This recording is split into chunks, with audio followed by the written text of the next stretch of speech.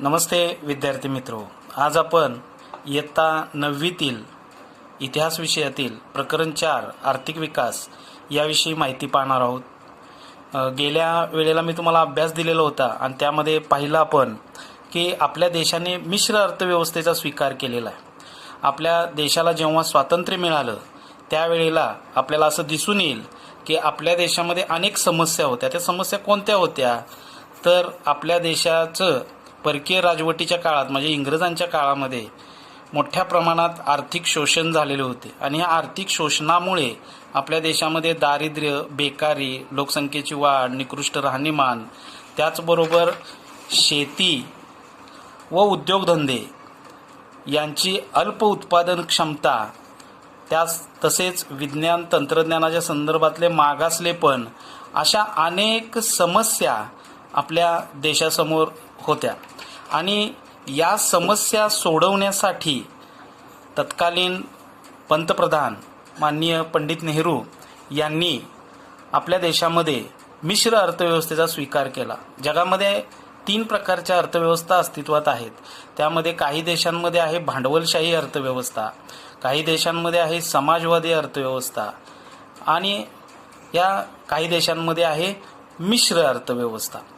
तर आपल्या देशानं मिश्र अर्थव्यवस्थेचा स्वीकार केला. तर ह्या अर्थव्यवस्था काय आहेत या थोडक्यात आपण इथं पाहू.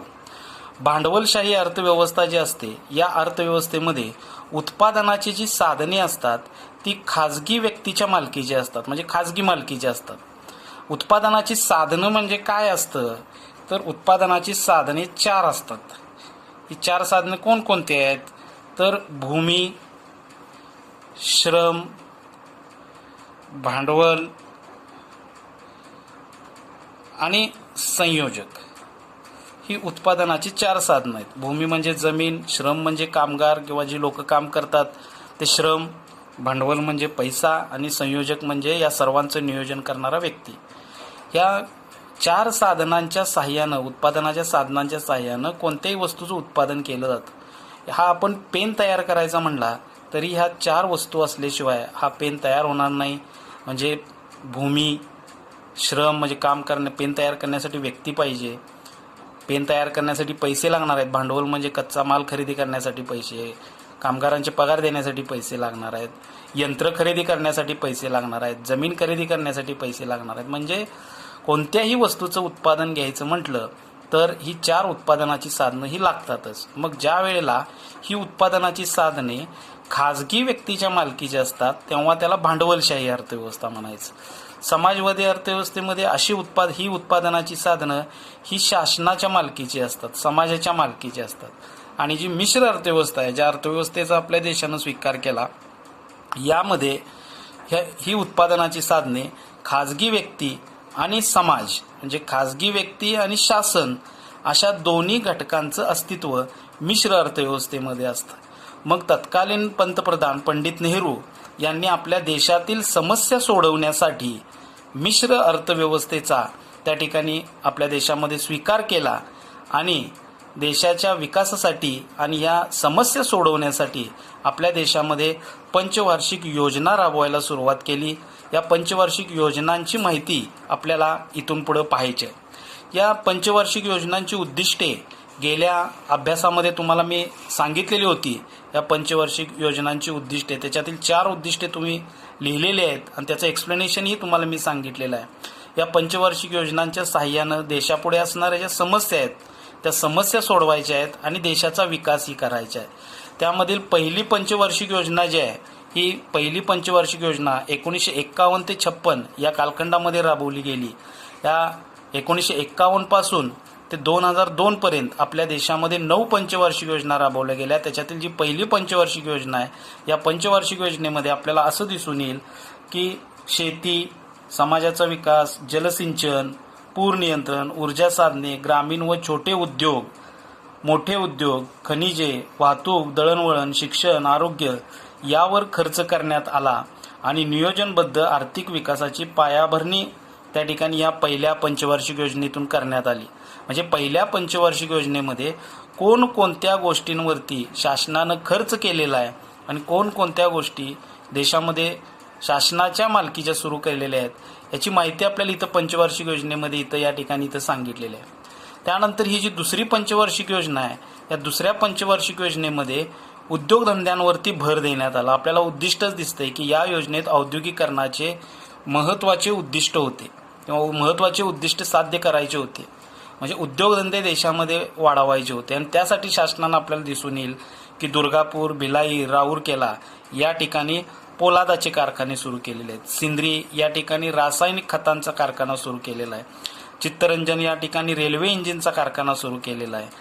पेरामूर या ठिकाणी आगगाडीच्या डब्यांचा कारखाना सुरू केलेला आहे. विशाखापट्टणमला जहाज बांधणीचा कारखाना सुरू केलेला आहे. म्हणजे अशा कारखानदारीवरती भर, औद्योगिकरणावरती भर दुसऱ्या पंचवार्षिक योजनेमध्ये आपल्याला दिलेला दिसून येतो.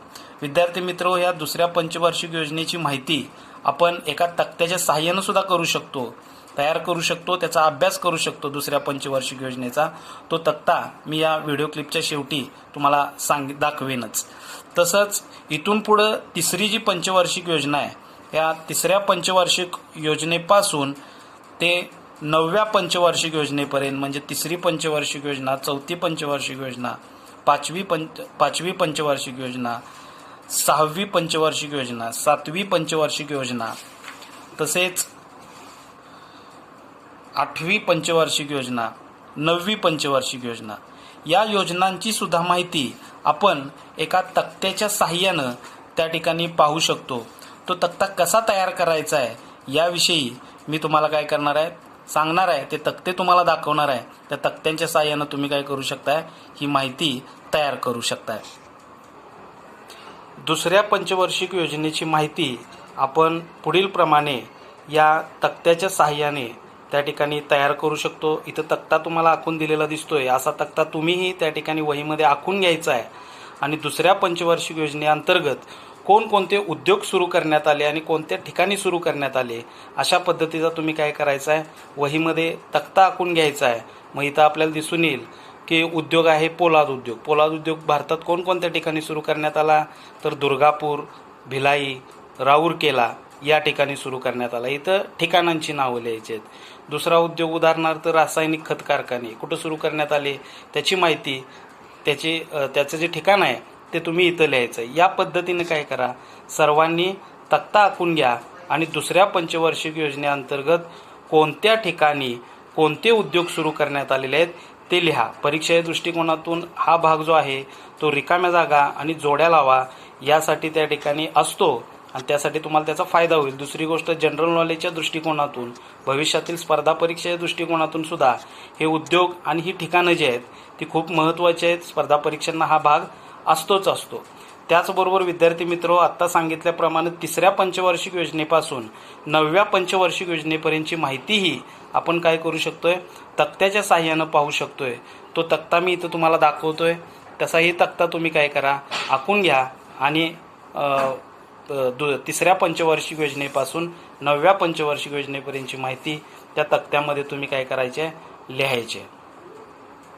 विद्यार्थी मित्र, या तक्त्याप्रमाणे तुम्ही काय करू शकताय, तिसऱ्या पंचवार्षिक योजनेपासून ते 9व्या पंचवार्षिक योजनेपर्यंत माहिती लिहू शकताय. इथं तिसरी पंचवार्षिक योजना आणि तिसऱ्या पंचवार्षिक योजनेचं उद्दिष्ट काय होतं, त्याचा हेतू काय होता, तो तुम्ही लिहू शकताय. पुस्तकामध्ये तुम्हाला तो हेतू दिसेल. आता जसं इथं पुस्तकामध्ये सांगितलेलं आहे पहा, की या योजनेत उद्योग, कृषी विकासाचे संतुलन साध्य करायचे होते. दर साल राष्ट्रीय उत्पन्नात वाढ करणे, अवजड उद्योग, वाहतूक, खनिज उद्योग, विषमतेचे निर्मूलन करणे आणि रोजगाराचे संधी विस्तार हा मुख्य हेतू होता. या पद्धतीनं तिसऱ्या पंचवार्षिक योजनेचा हेतू तुम्ही इथं तक्त्यामध्ये लिहू शकताय. हा तक्ता तुम्ही वहीमध्ये डबल पानावरती आखून घ्या, मोठा आखून घ्या. उद्दिष्टांसाठी, हेतूंसाठी जरा जागा जास्त सोडा आणि हेतू लिहा. तसंच तुम्हाला चौथ्या पंचवार्षिक योजनेचा हेतू सुद्धा दिसेल. आता इथं पुस्तकामध्ये तुम्हाला दिसेलच की चौथ्या पंचवार्षिक योजनेचा हेतू, या योजनेची उद्दिष्टे ठरवताना भारत स्वावलंबी बनावा, मूलभूत उद्योगांचा सरकारने विकास करावा, आर्थिक विकासाचा वेग वाढावा आणि समाजवादी समाजरचना निर्माण करण्याकडे लक्ष पुरवावे असे ठरविण्यात आले. हे उद्दिष्ट आहे चौथ्या पंचवार्षिक योजनेचं. या पद्धतीनं काय करायचं आहे, की पाचवी पंचवार्षिक योजना, 6वी पंचवार्षिक योजना, 7वी पंचवार्षिक योजना, तसेच 8वी पंचवार्षिक योजना, 9वी पंचवार्षिक योजना या योजनांची उद्दिष्टे किंवा हेतू काय करायचे आहेत तुम्हाला या तक्त्यामध्ये, वहीमध्ये असा तक्ता आखून घेऊन या तक्त्यामध्ये त्या ठिकाणी लिहायचे आहेत. या उद्दिष्टांच्या संदर्भात, या पंचवार्षिक योजनांच्या संदर्भात, उद्दिष्टांच्या संदर्भात जी वाक्य तुमच्या लक्षात येत नाहीत किंवा जी उद्दिष्टे तुम्हाला समजत नाहीत, ज्या उद्दिष्टांचा अर्थबोध होत नाही, ती उद्दिष्टे काय करायचे आहेत तुम्ही मला विचारा, व्हॉट्सअपवरती टाका, त्याचबरोबर फोन करून विचारा. तुम्हाला ही उद्दिष्टे जी आहेत ती सांगितली जातील. या व्हिडिओ क्लिपमधून पंचवार्षिक योजनांची उद्दिष्टे तुमच्यापर्यंत पोहोचविणे हा मुख्य हेतू या ठिकाणी इथं होता आणि तो हेतू साध्य करण्यासाठी तुम्ही ती उद्दिष्ट लिहिणं, वाचणं आणि त्या ठिकाणी जे समजत नाही ते माझ्याशी संपर्क साधून मला विचारणं हे गरजेचं आहे. म्हणजे आपण या प्रकरणातील पुढच्या भागाकडे आपण वळणार आहे. दुसरी गोष्ट, हे 4थं प्रकरण झाल्यानंतर प्रकरण 1, प्रकरण 2 आणि प्रकरण 4 याची पुन्हा एकदा मी रिव्हिजन घेणारच आहे. या पंचवार्षिक योजनांविषयी जर काही शंका असेल तर निश्चित त्या ठिकाणी फोन करून मला विचारा. धन्यवाद.